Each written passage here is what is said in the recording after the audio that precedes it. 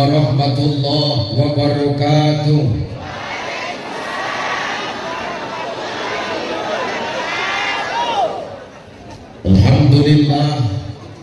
Alhamdulillahilladzi anzala as-sakinata fi qulubil mu'minin. Asyhadu an la ilaha illallah wahdahu la syarika lah wa asyhadu anna Muhammadan abduhu wa mawalah. Allahumma salli ala sayyidina Allahumma salli ala sayyidina wa ala ali sayyidina. Faqala Allah ta'ala huwa allazi ba'asa fil ummiyina rasulan minhum yatlu alaihim ayatihi wa yuzakkihim wa yu'allimuhumul kitaba wal hikmah wa in kanu min qablu lafi dhalalin mubin. Wa qala ta'ala min suratil ukhra innal ladina amanu wal ladina hajaru wa jahadu fi sabilillah ulaika yarjuna rahmatallah wallahu ghafurur rahim. Wa qala Nabi sallallahu alaihi wasallam taraktu fikum amrayni lam tadillu ba'di ma in tamassaktum bihima kitaballah wa sunnata rasulih. Sadaqallahul azim wa sadaqan nabiyyul karim wa nahnu ala zalika minasyahidin wa syakirin walhamdulillahi rabbil alamin. Sehat ibu? Sehat bu? Alhamdulillah. Iki bengi luar biasa ya. Jalannya ditutup demi acara malam hari ini menandakan kesungguhan kita kalau kita cinta sama baginda Nabi. Betul? Ini orang cinta mungkin sampai besok nang dalan dari ya Pak ya. Ini karena cinta kepada baginda Nabi Sallallahu Alaihi Wasallam, makanya hari ini kita berusaha menyenangkan hati Rasulullah dengan kita duduk bersama dalam majelis ilmu merajuk ukhuwah insyaallah. Mudah-mudahan ibu-ibu sing padha hadir iki kabeh wong wedok sing salehah. Para wong tua sing salehah. Para istri sing berbakti karo bojone. Iki kok menang kabeh rondo kepiye kowe iki? Iki rondo kabeh kena iki. Mudah yang hadir ini adalah para istri yang berbakti kepada suaminya. Amin. Amin ya Allah.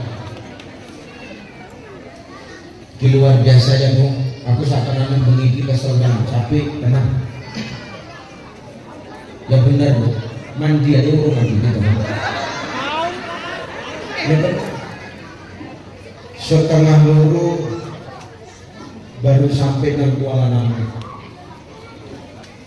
Jam 4 mau nang Medan. Iki bengi nang kene.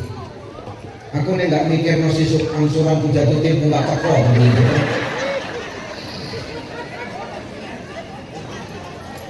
Luar biasa ya. Jadi Ustaz capek Bu, serius. Makin tambah capek. Delok ibu-ibu sing jago mangarep malah sing lemu-lemu karo sing tua-tua. Iki sing lemu-lemu metengi sing ngangguri. Enggak masuk ngene lho, Mbak. Yo kok namburi ngono, Mbak.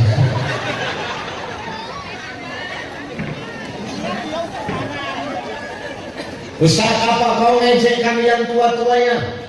Kau bilang kami yang tua-tua ini sengaja di depan ya? Oh, memang benar sengaja diletak di depan. Kenapa Ustaz? Supaya jadi peringatan untukmu. Hari ini kau masih muda, hari ini kau masih tegak berdiri, hari ini suaramu masih lantang. Tapi nanti cari suatu saat kau bakal tua macam kami. Kan kira-kira menurut apa? Ya kan bahkan dia waktu lagi nggak langsung ini modeli kan Pak? Ya kan pernah nom dia kan? Waktu nom dia ya Allah kulitnya si kencang kayak lengkong di pejet ya Allah mubul-mubul kan? Coba saya di pipi pejet, waduh orang balik-balik. Belum minggu baru minggu itu kan musim panas, musim mendung terus nggak mendungnya mulu. Insya Allah yang hadir ini semua sehat, amin. Sehat Pak. Terhormat dan yang termulia para alim ulama asatidz wa asatizah, para mu'alim wa mu'alimah, para masyaikh, tuan-tuan guru yang hadir dan duduk bersama dengan kita malam hari ini. Mudah-mudahan kita mendoakan guru-guru kita senantiasa diberikan Allah kesehatan, amin. Guru-gurunya kita senantiasa diberikan Allah penjagaan dan perlindungan dimanapun mereka berada, amin. Kalau mau kampungmu berkah, kalau mau kampungmu jauh dari riba, kalau mau kampungmu orang-orang yang gak terikut kepada hal-hal yang meresahkan masyarakat, termasuk hutang piutang riba, hormati para ulama Bapak Ibu. Guru-guru ini kita, ustaz-ustaz di kampung ini hormati, muliakan. Kenapa? Tanpa mereka kita nggak akan paham dengan yang namanya agama. Kan kasihan itu Pak. Sampai yang sing sepori, kades pun yang memikir, coba kan sampai kalau saya mau kades betul. Sampai impus mikir warga nih sampai sakit. Maka muliakan ulama. Kenapa harus muliakan ulama Ustaz? Al ulama warasatul anbiya. Ulama itu pewaris para nabi. Kalau kau muliakan ulama, maka sama dengan engkau memuliakan nabi Bapak Ibu.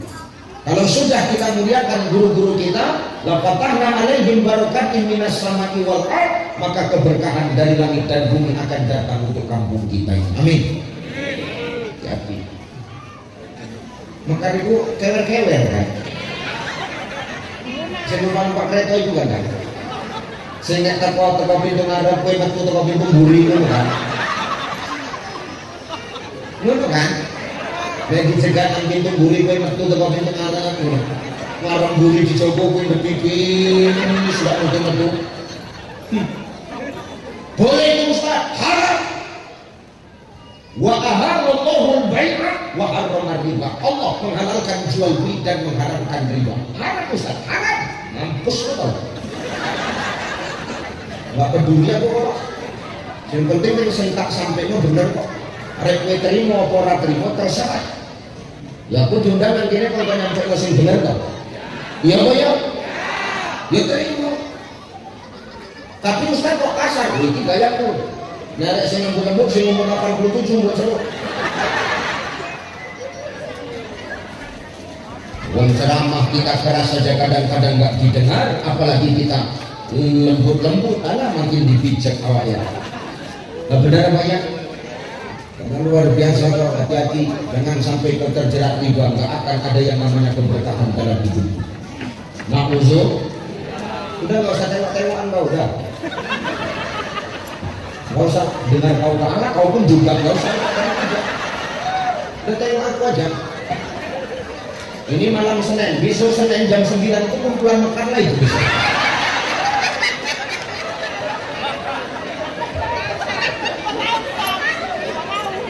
Bisa kok tahu bahwa kayak kelakuan kayak sampean begitu. Tapi nggak usah banyak tingkah kita.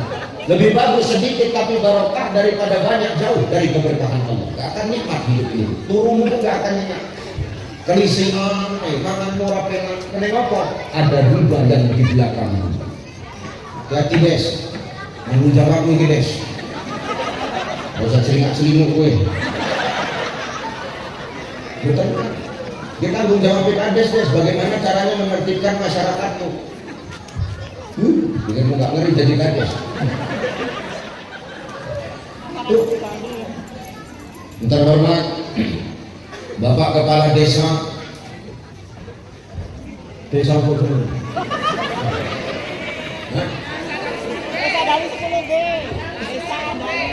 Ayolah desa itu apa lah. Luar biasa Pak Kades ya, sehat-sehat Pak Kades. Kita berdoa semoga Pak Kades diberikan Allah kekuatan dalam mengemban amanah menjadi pemimpin di kampung ini. Terhormat Adindaku Ketua Panitia Remaja Masjid, luar biasa kau Dik, luar biasa kau Bang. Di malam yang mengisi acaranya semua muda-muda, MC-nya anak muda, yang main hadroh anak muda, koriknya masih muda, ustadznya masih muda. Giliran kades iki sing gawe rusak ini. Kowe dhewe kok nekatnya maju. Ya, ini luar biasa. Aku tengok bajumu kompak. Tadi saya ngomong-ngomong ini bajumu kompak semua, dari mana belinya? Dikasih kades? Enggak Ustaz, parah gue desa. Jadi dari mana? Kami rewang tak rewang. Makanya kalau aku begitu terkoket, ini kompak kabel pasti baju rewang ini semua. Ustaz kamu kita eneng sing kecilan, eneng sing kegedean kan. Ya, luar biasa Adinda Remaja Masjid, tapi itu semua tidak terlepas pasti dari dukungan pemerintah desa, betul?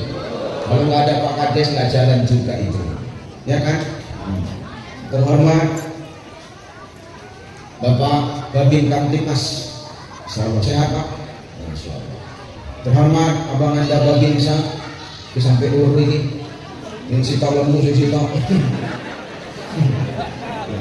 Jadi kayak tahun dising senior, dising junior ini.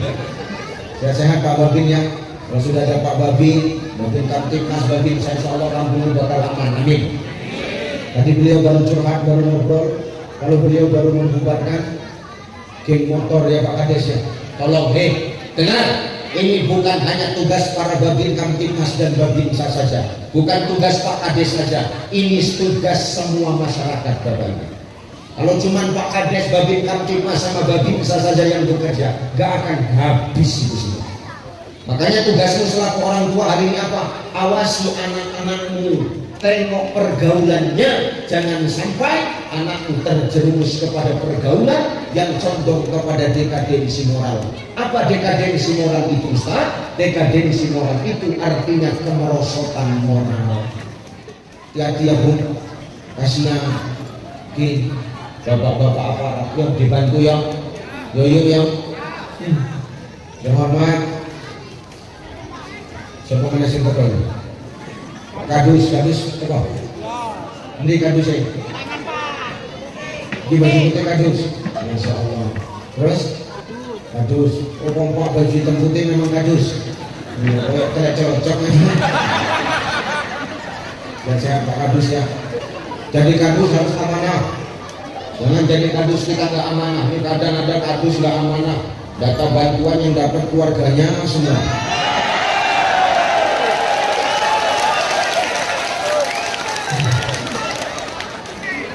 Aku cerita kadus sana ya.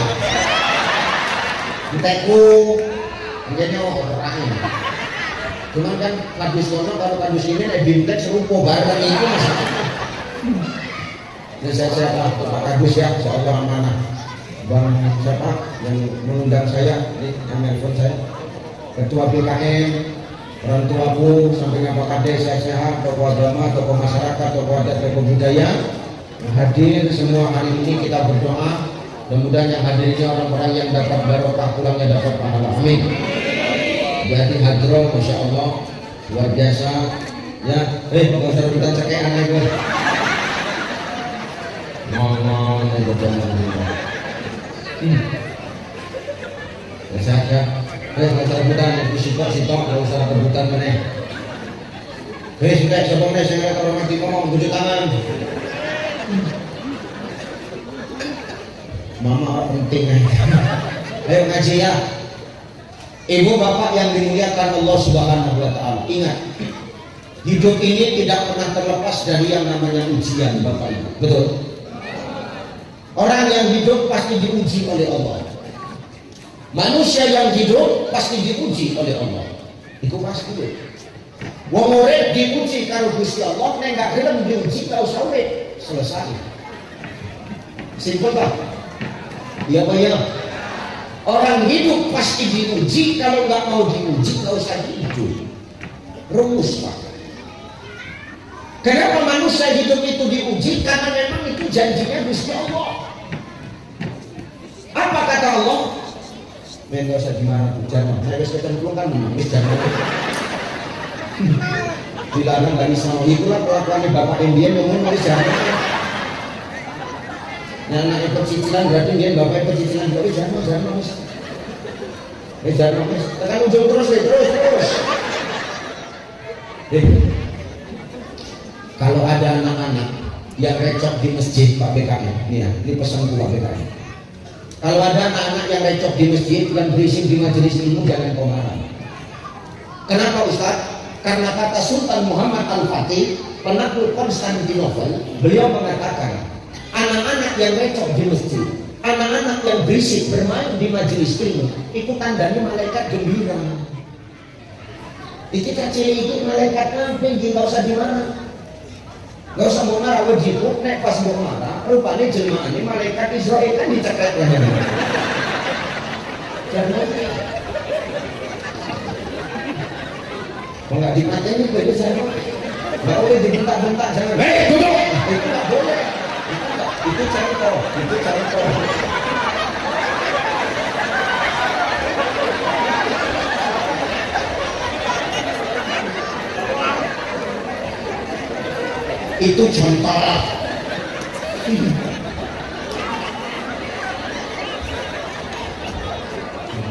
Enggak ngono kan enggak jabon, itu kan jabon. Jangan dibentak. Kenapa malaikat? Nek mau itu contoh ya yuk. Itu enggak boleh di lakon itu. Adegan berbahaya. Ya, maka Pak BKM kalau ada anak-anak yang riang di masjid itu tandanya para malaikat sedang gembira, enggak usah mbok marah. Karena kalau anak-anak yang berisi di masjid mbok marah, kok kan sampean ini bakalan akan mati. Siapa yang akan mengisi masjid kalau anak-anak yang sudah kenal dengan masjid kita malaikat? Jangan dimarah. Karena mereka generasi penerus kita. Pak Imam kan nggak bakal selawasi urip terus kok, bakal mati kok. Karena saat ini ada imam sehingga mati. Kau mau memikir bocahmu itu mana? Ya, jadi kalau anak-anak berisik di masjid, yang salah sebenarnya bukan anak-anaknya, tapi yang salah siapa Pak? Siapa yang salah Pak? Kamu. Kau. Jadi baca ini wong ini pasti cukup sekali wae nggak percaya ini semua. Nggak pedulian kok patah tubuh hilang berganti. Nggak usah nggak percaya lagi, cukup sekali aja. Oke, no problem. Sebulan dari pemerintah kalau saat isi ceramah meneh, loh ngomongnya nggak bilang mudah meneh. Saya ngomong wong ini wis ninggal kata. Makanya mereka nggak gelem cepat meninggal, rasanya aneh. Yang salah kita Pak wong tua, yang salah kita Bu. Kenapa? Kadang-kadang kita sebagai orang tua tahunya cuma ngomong, tapi payah untuk melakoni apa yang kita perintahkan sama anak kita. Orang tua tahunya cuma merintah, tapi payah mengamalkan apa yang kita perintah sama anak kita. Ya Bu ya, ngakui.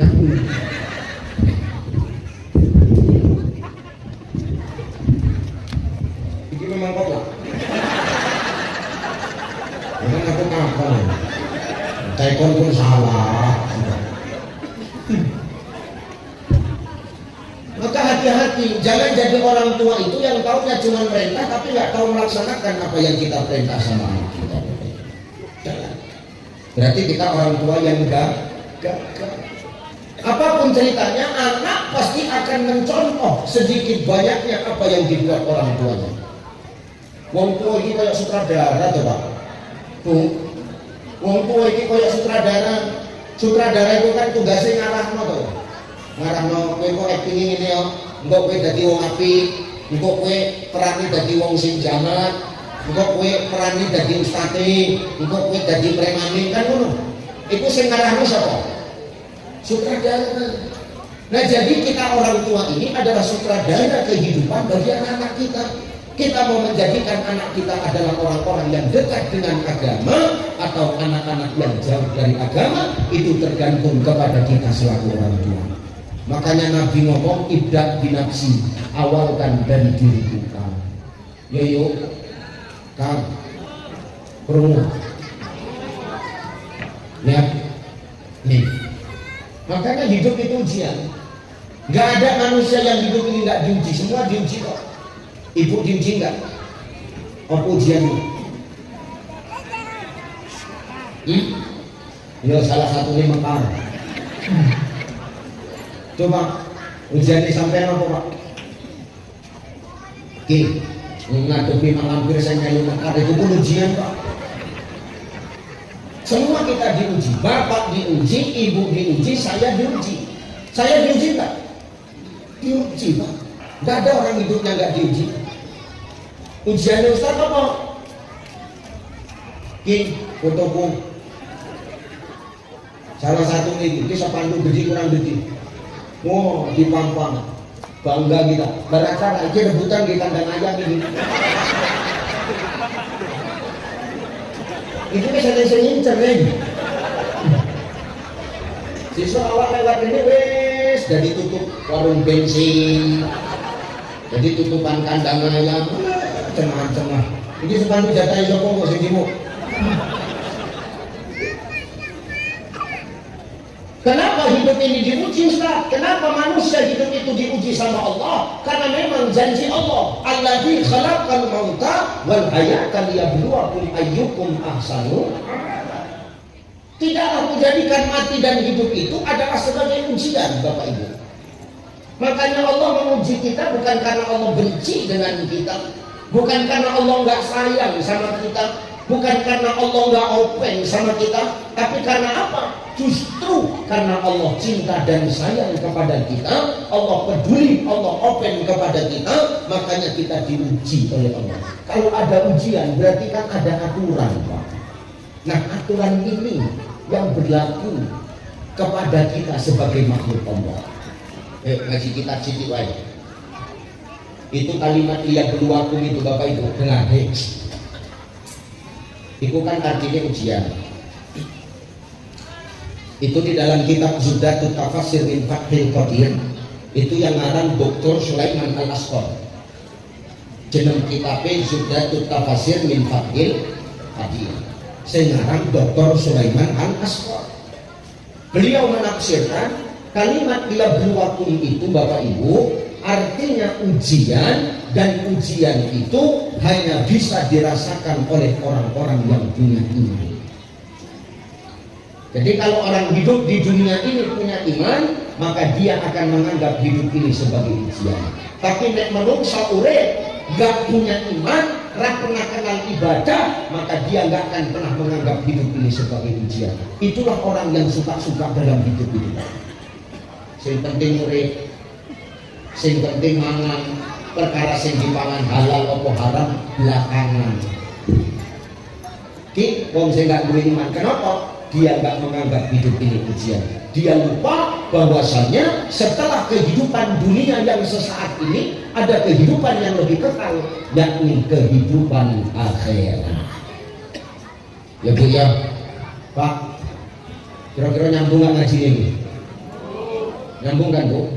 Ini nyambung nggak nyambung mendang cepat siap ini. Mbak paham kan Mbak? Kalau nambah aja paham ya.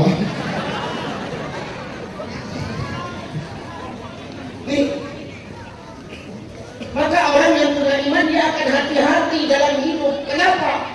Dia sadar hidup di dunia sesaat, akhirat kekal. Dia sadar bahwasanya nanti apa yang dia lakukan di muka bumi Allah ini semua bakal dimintai pertanggungjawaban. Al-yawma nahtimu ala afwahihim wa tukallimuna aydihim wa tashhadu arjuluhum bima kanu yaksibun. Akan ada masa, akan ada waktu di mana mulutmu nanti akan dikunci, tangan dan kakimu yang akan bersaksi di hadapan Allah. Ini orang yang beriman itu apa? Ya, Bu, nyambung. Mungkin ngajinya nyengir tapi mikir ya, nyengir tapi mikir ya, nyambung ya. Apa tujuan Allah memberikan ujian dalam hidup? Nah, ini dia. Ayyukum ahsanu amala. Allah ingin tahu amal siapa yang paling baik di antara kita. Nah, saya kita takon. Hei, yuk. Nang gini ini saya ngerti amalnya siapa yang paling apik. Ini saya ngerti. Ada yang tahu di sini amal siapa yang paling baik di antara kita. Ini yang di atas ini. Ini belum tentu amalnya lebih baik. Mungkin belum tentu. Apa masih yang teritis-teritisan kono itu? Ya benar ya. Coba ada yang satu orang tunjuk tangan. Amal Ustaz paling baik. Coba ada yang berani ngomong gitu lah. Coba tunjuk tangan. Amal Ustaz paling baik. Coba lah berani ngomong gitu. Biar pijak kata lehernya semua. Maaf. Yang tahu amal kita yang terbaik di sisi Allah itu bukan manusia, bukan kita, tapi Allah. Kenapa? Karena Allah yang maha menilai Bapak ini. Kita nggak ada yang tahu amal siapa yang paling baik di antara kita. Ini yang ngomong ini yang ngomong. Ini belum tentu lebih baik daripada yang mendengar. Menurut siapa bilang betul tadi? Ya yuk, kisah ngomong saiki ini belum tentu lebih baik daripada yang mendengar. Bisa jadi yang mendengar jauh lebih parah. Enak akal. Aku yang ngomong, aku yang rugi. Ya Bu ya. Yang tahu hanya Allah. Amal siapa yang paling baik di antara kita. Makanya yang maha menilai itu Allah Pak. Tugas kita bukan menilai. Sing jenenge menungso, tugasnya untuk nilai. Hei, Kang. Itu ngerokok acang kena itu. Kita kan sama sing aku ceramah dari rokok kadang cocok di kebrongos itu. Aku ketemu makan kita cepet lepas kertas selesai dari sana. Dengar. Tugas menilai itu tugasnya Allah. Makhluk nggak berhak menilai makhluk Bapak. Jelas ya. Hari apapun pangkat jabatanmu, makhluk orang lain menilai makhluk. Ustaz, aku kades. Meskipun kau kades, kau tetap makhluk Pak. Karena kau sifatnya manusia. Makhluk. Ustaz apa? Aku kadus. Kalau kue jadi kadus sama dia jadi tekesnya kue kan ya. Makhluk dus. Ustaz apa? Aku babin Kamtibmas. Kenapa rupanya? Kau tetap makhluk. Aku Ustaz, orang kenal sama aku. Kau tetap makhluk Cai. Makhluk nggak boleh menilai makhluk. Kenapa? Makhluk menilai makhluk nggak akan pernah adil. Nyambung toh?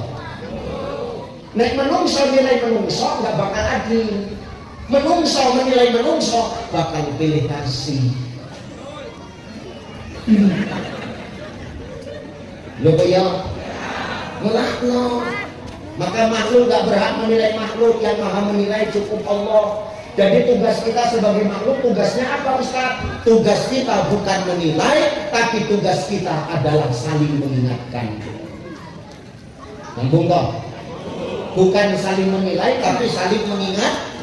Apa yang diingatkan? Watawasau bil haq watawasau bis sabr. Pinter wajah desa. Yang diingatkan tentang kebenaran dan diingatkan tentang kesabaran. Ini tugas kita. Jadi makhluk gak boleh nilai makhluk. Apalagi menilai makhluk dengan casingnya, dengan bungkusnya. Ini salah besar. Nah sampai yang mau begitu aku tak mau delok aku yakin gue aku tadi. Jujur aja aku pahit-pahit aja kita ngomong. Enggak kan? Saya yakin. Ya boya. Tapi Allah nggak pernah memandang dari casingnya. Maka makhluk nggak boleh menilai orang dari luarnya. Pelem, ngerti pelem? Mangga, iku mangga, jenungin mulus, orang ikan tukar. Gue salah ngomong ketok salahmu dewi nggak pernah aku ketok. Ngomong saya ngomong itu salah dewi nggak pernah ngerti salah ngomong ketok. Mangga itu luarnya mulus, belum tentu dalamnya bagus. Bener apa ya? Mulus luarnya, kadang gosong jernih. Bener apa ya? Mulus jabone, kadang-kadang eneng uleting jernih. Iya bu ya? Hanya ini adik-adik remaji, mana adik-adik remaji yang pakai baju rewang, kau jangan sampai jadi perempuan mangga kau. Dengar kau dek, dengar dek, ya, dengar kau. Dengar ya. Jangan mau jadi perempuan mangga, tengok mangga itu dipajak, regane murah, piro sekilo 15. Matangnya dia delok, cimu, dicekel, dipijit, diambung, peyot. Cekel lambung pejit, peyot. Raiso 13, Raiso modalnya 13,5 kok. Terakhir ditinggal kada ditunggu. Iya boyo. Teko meneh sing arep tuku piro wis lah harga modal wae 13,5. Matangnya dia delok, cekel lambung, peyot. Nggak iso 10, nggak iso. Modalnya 13,5 kok itu wis net itu. Tinggal nggak jadi itu. Terakhir nggak laku diobral. 3 kilo 10.000, 3 kilo 10.000, 3 kilo 10.000. Jadi jangan sampai kau jadi remaji yang seperti mangga yang mau dicium, dipijit, nanti kau peot. Tengok durian itu, luarnya tajam, berduri, tapi dalamnya hebat. Mahal harganya, betul? Tuh, jadi perempuan durian. Larangnya, piro, sebiji, telung bulu, itu pun gedine, koyong das bayi. Mateng ini, ambungan, nggak berdarah cangkem ini. Nggak kurang enggak. Wakila, orang jenengan seneng dijimu, ya apa ya? Mbawang ini kenal-kenal. Aja sampai kecucuk kalau duri kan tekan omongan jimu parang aren belani pun hati-hati di delok dalane dalane dia ketok jalan di tancep mau parang bis buka titik bukan ini perasaan tancep lo payah buka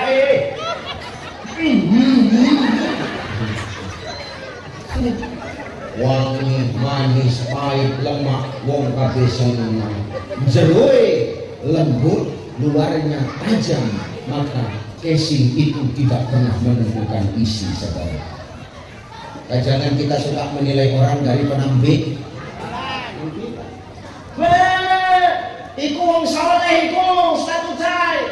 Kok ngerti kowe ketok teko jenggote? Maaf, ini jenggot gak jadi tolak ukur, perkara jenggotan, kambing pun jenggotan. Terus sekarang ini, hanya ini gak bisa jadi tolak ukur. Betul apa ya? Wah, Ustaz Utsai itu orang baik. Kenapa? Oh, kemana-mana pakai peci. Belum tentu. Kata manusia baik, tapi penilaian Allah belum tentu baik. Hari ini kan kita ngaku-ngaku aja tau. Ngaku-ngaku orang bang. Yang ngaku-ngaku kan belum tentu diakui. Iya bu ya. Sampean ngaku kenal karo aku. Apa tentu aku kenal karo sampean? Orang. Iya bu ya. Maka sekarang kita kebanyakan jadi makhluk ini ngaku-ngaku orang baik. Padahal yang ngaku-ngaku belum tentu diakui. Tapi setiap sesuatu yang sudah diakui tanpa dia mengakui, orang sudah tahu siapa dia. Jelas Pak? Ini kajinya kaji tasawuf ini, pelan-pelan aja, makanya nyengir tapi ini. Maka gitu nggak boleh saling menilai, karena yang menilai cuma Allah. Allah aja nggak pernah menilai orang dari penampilan kok. Mana buktinya? Nih yang ngomong Rasulullah. Apa kata Rasulullah? Innallaha la yanzuru ila suwarikum wa amwalikum, walakin yanzuru ila qulubikum wa a'malikum. Sesungguhnya Allah tidak pernah melihat wajahmu, tidak pernah melihat penampilanmu, tidak pernah melihat rupamu, Gak pernah Allah nengok kita dari penampilan. Kalau Allah masukkan kita ke surga karena penampilan kita, karena cantik jeleknya kita, karena ganteng cantiknya kita, tak pastekno wong sing tak koi rono sing mlebu surga. Ustaz kok gitu ngomongnya? Ya iya. Bagaimana yang sing ayu kuwi? Ora.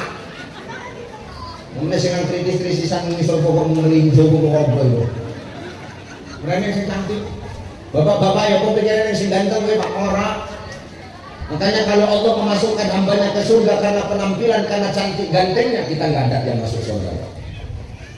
Kenapa? Berarti yang di surga cuma para artis, karena yang cantik yang ganteng cuma artis. Berarti Allah nggak adil. Kalau masuk surga karena cantik, karena ganteng, berarti Bilal bin Rabah seharusnya nggak di surga. Harusnya. Kalau kita baca biografinya Bilal bin Rabah, hitam, lemu, pendek. Oh ya Pak Babi ini nama jadi betul.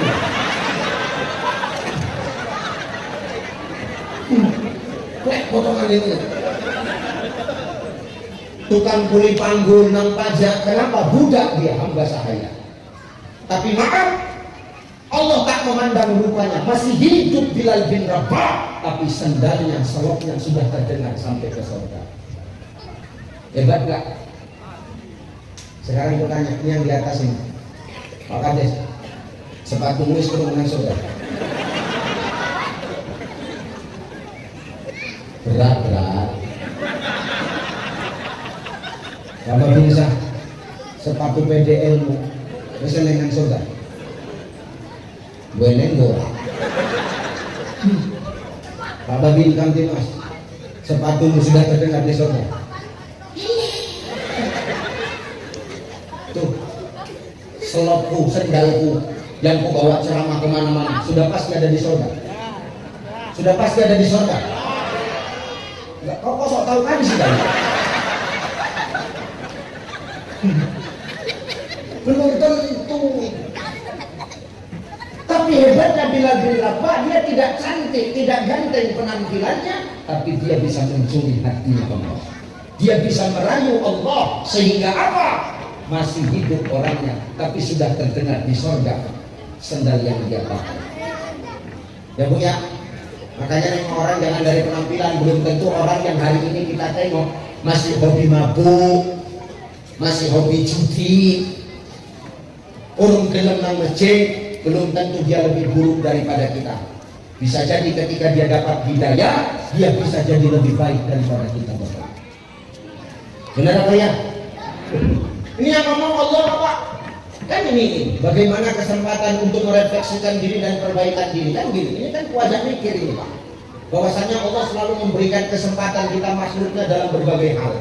Tinggal lagi kita mau ngambilnya apa enggak kan gitu loh. Ya Bu ya.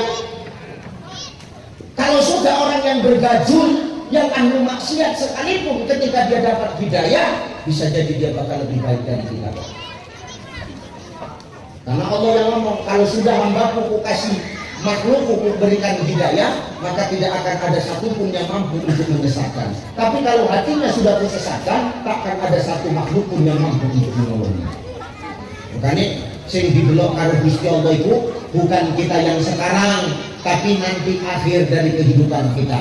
Bisa jadi hari ini kita dibilang orang baik, tapi di akhir hayat kita mati belum tentu dalam keadaan baik. Ya Pak ya.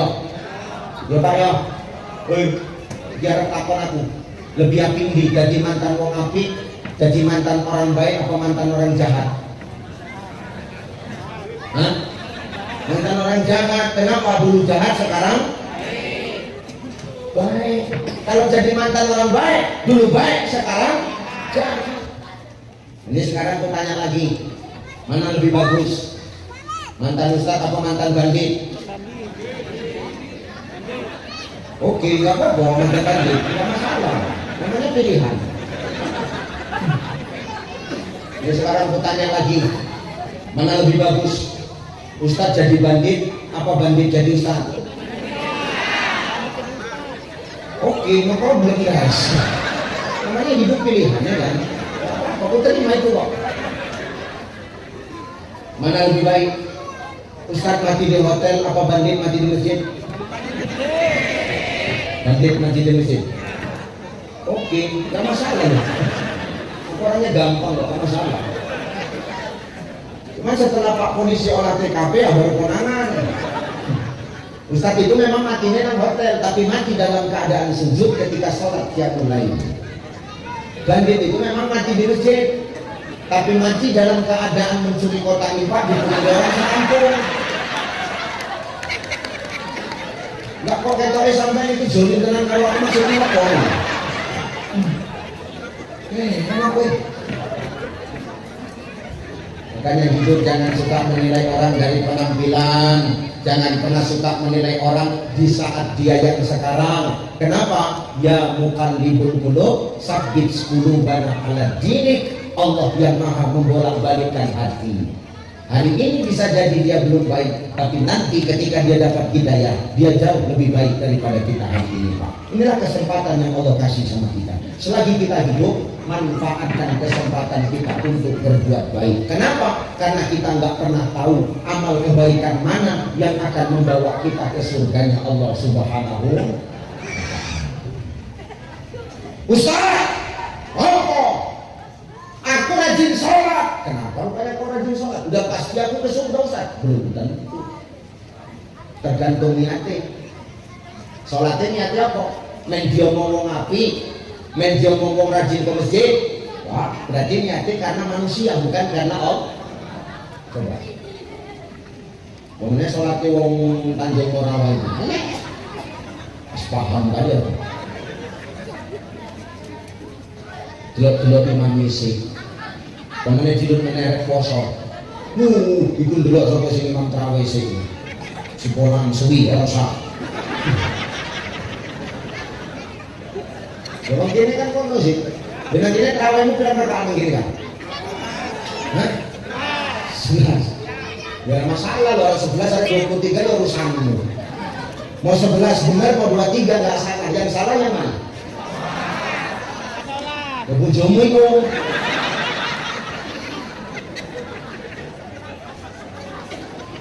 Ya mau 23 mau 11 nggak ada yang salah kok. Yang salah yang nggak sholat deh. Nah sekarang saya tanya, kalau ada masjid dua, yang satu 23, yang satu 11, bakalannya sekali sendiri.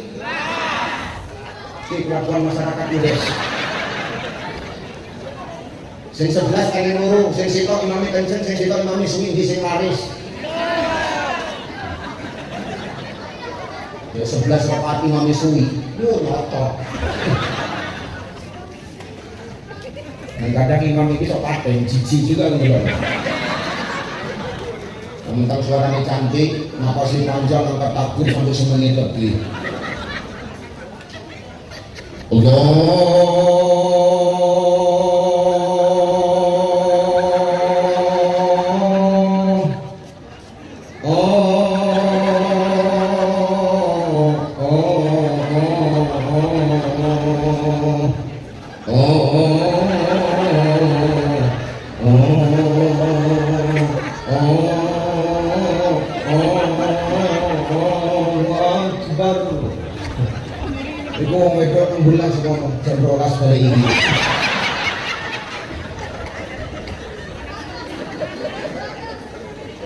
Ghairil maghdubi 'alaihim waladdallin. Amin. Bismillahirrahmanirrahim. Yasin wal Qur'anil hakim.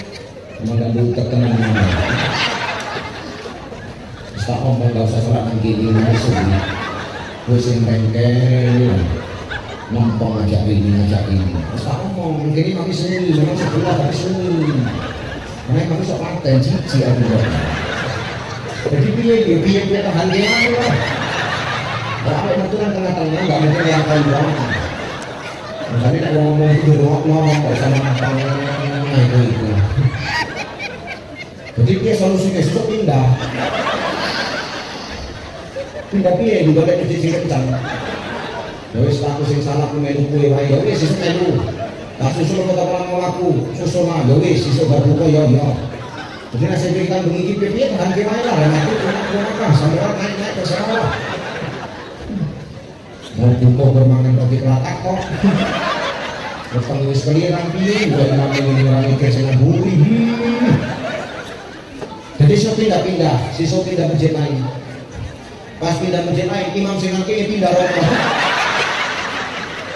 Umat enggak sih, begitu tuh iki meneh.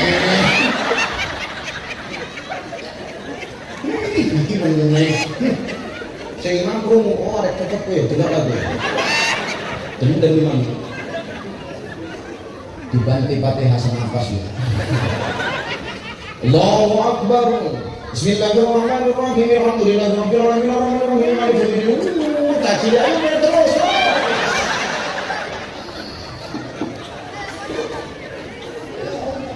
Kencang baca Fatihah baca surah lali.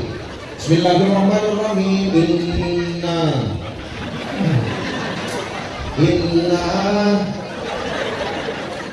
Inna tuh caci tidak sabar. Inna lillahi wa inna ilaihi.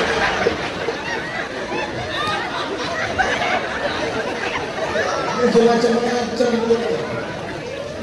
Innamal a'malu bin. Semua tergantung kepada niat. Kita nggak tahu kebaikan kita yang mana yang memasukkan kita ke surganya Allah. Makanya Allah ngomong, innal ladzina amanu wal ladzina hajaru wa jahadu fi sabil. Orang yang beriman itu adalah orang yang hajaru, orang yang terus berpindah, orang yang terus berhijrah. Pantang ada kesempatan, dia akan lakukan kesempatan itu mengisinya dengan kebaikan. Iki manfaatno. Nek wis kesempatan dimanfaatno dengan baik, maka apa yang terjadi? Perubahan diri akan lebih baik, menjadi manusia yang lebih manfaat.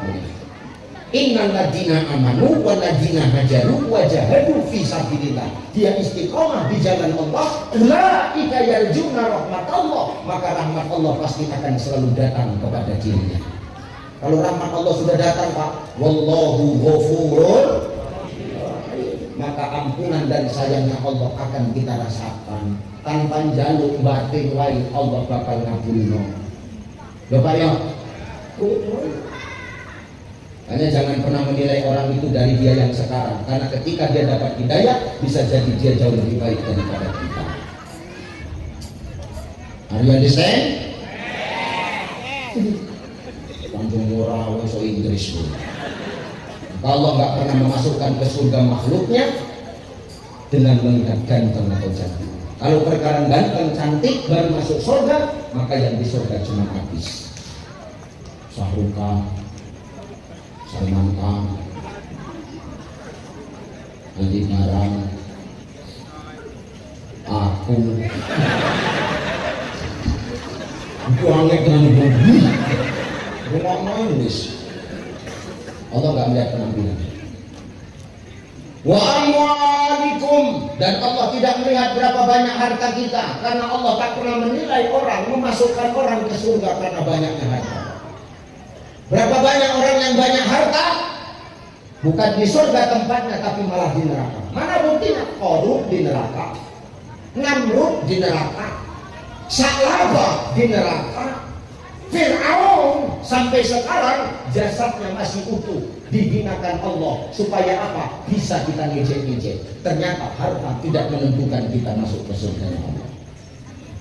Kenapa Ustaz? Karena harta kita yang sesungguhnya itu yang kita belanjakan di jalan Allah.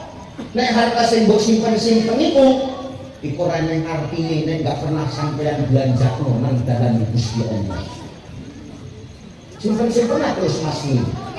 Gak pernah mbok sedekahno, gak pernah ingat karo anak yatim. Kalla balla tukrimunal yatim, wong sing lali karo anak yatim berkah hidupnya dicabut. Wala ta'aduna ala ta'amil miskin, dia lupa sama orang miskin, maka Allah akan cabut keberkahan dalam hidupnya. Maka aneh wong saiki waktu deen koyo deen seneng lali karo Gusti Allah, waktu susah ngaduni karo Allah. Kan lucu. Nek sakit ngaduni karo Allah, tenang, aku baru kita obat. Aku nggak wis mari, aku lambat. Setengah mati, rasaku sakit itu ya Allah. Sampai diungkus pirang-pirang botol nggak mati lagi ya Allah. Ini contoh deh, contoh. Begitu mari, lari kalau sakit. Waktu sakit, pengen ke masjid, wis mari dalanan masjid ora ketok. Ake gak ngono kuwi. Iki dulu ini ya wong kono. Cuman wong kono sing dari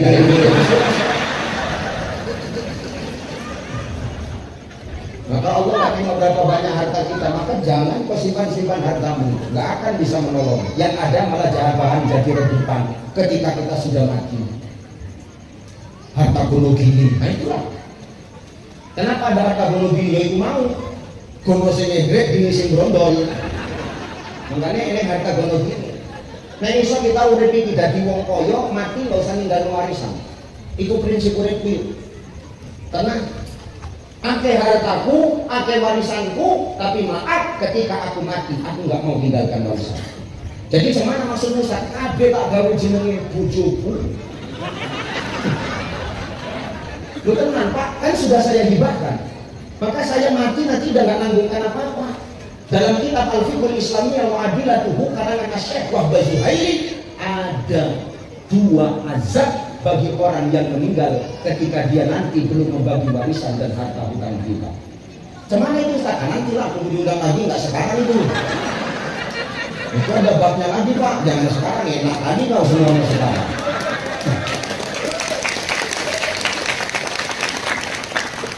Nggak perlu penjelasan karena nanti biar penasaran kau undang lagi aku ya. Maka kalau bisa mati itu nggak usah meninggalkan warisan, walaupun harta kita banyak. Saya dari sekarang sudah saya persiapkan kok Pak. Itu semua saya buat nama istri kok. Rumah saya buat nama istri, mobil nama istri, ladang, kabeh tak gawe jeneng ibu jeneng. Kenapa Ustaz? Ustaz buat nama istri. Apa karena Ustaz takut? Oh tidak. Jadi Ustaz kenapa? Itu warisan dari mamanya.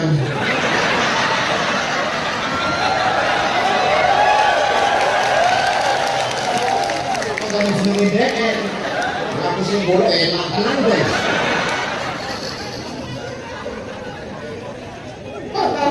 Harta kita yang sesungguhnya adalah yang kita belanjakan di jalan Allah. Jangan sombong dengan hartamu kalau nggak pernah kau belanjakan sia-sia, dititipi nikmat, dikepingi harta, tapi nggak pernah digunakan untuk ibadah, rugi kan, rugi. Tok kau tarik balik. Mana kau tarik tadi Pak? Hah? Udah clear kau tarik mana? Wis kabeh. Iki sing nganggur kan urung iki. Tenang bisa begini, itulah nanti yang akan menolong kita. Jadi bilang jangan dikeluarkan dulu kok merengkel itu. Harta itu yang bakal menolong kita. Makanya Nabi Shallallahu Alaihi Wasallam mengatakan, "Mangkana lahu malun, falyatasaddaq bimali." Kalau ada hartamu, silakan kau sedekah dengan hartamu. Kalau Allah kasih kau sedekah kau, kalau Allah memberikan, menitipkan kepadamu harta, gunakan harta itu sebagai kesempatan untuk ibadah. Nah kan itu judulnya, memanfaatkan berbagai bentuk kesempatan untuk refleksi perbaikan dititipi harta, dia jadikan kesempatan untuk ibadah. Mangkana lahu malun falyatasaddaq bimali. Ada hartamu, sedekah dengan harta. Sedekah gak mesti banyak kok. Biar 2.000 tapi rajin, biar sedikit tapi rutin. Ketimbang sedekah 100.000 tapi 5 tahun sekali. Iku untuk sedekah, iku serangan pajar.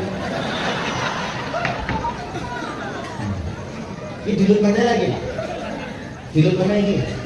Al-marosi wal murtasi cinnar. Yang nyuap dan yang nerima suap sama-sama masuk neraka. Udah gak usah tengok-tengok Anda, tobat aja kalau kau terima sampai kapan akan menangkan pemimpin yang adil dan amanah kalau suara mau dipilih katanya. Betul nggak Pak Kades? Ini aku sampaikan Pak Kades supaya kita bijak. Suaramu sudah dibeli, seakan-akan kau sudah di DP. Setelah nanti dia jadi, dia akan semena-mena kepada rakyat. Hati-hati. Nah 100.000 nomor sekian, enggak. Omongin Ustaz Ucai, enggak haram. 200, enggak. 300, enggak. 500, enggak. Bikin sejuta nomor dia. Ini yang buat usaha. Maka biar sedekah 2.000 tapi setiap hari, biar sedikit tapi rutin daripada banyak tapi sekali seumur hidup. Maka jangan bangga dengan hartamu. Ketika nanti kau mati, kau bawa nggak cincin yang ada di jari ini? Kau bawa nggak? Jangan sombong kalau kau punya harta emas banyak. Tentang masih apa kabut ini dipasang cincin, 10 driji pasang cincin, kayak robot melakukan pengkaku. Nanti yuk, cicik mulanya. Ngapain bilang mau ini? Begitu kau mati, kau bawa nggak barang yang kau sombongkan itu mati. Untuk siapa cincin itu? Untuk siapa? Nggak usah ditanya tuh untuk suami. Untuk suami, tapi kan suami itu nangis saat pencitraan. Pemain kabel itu.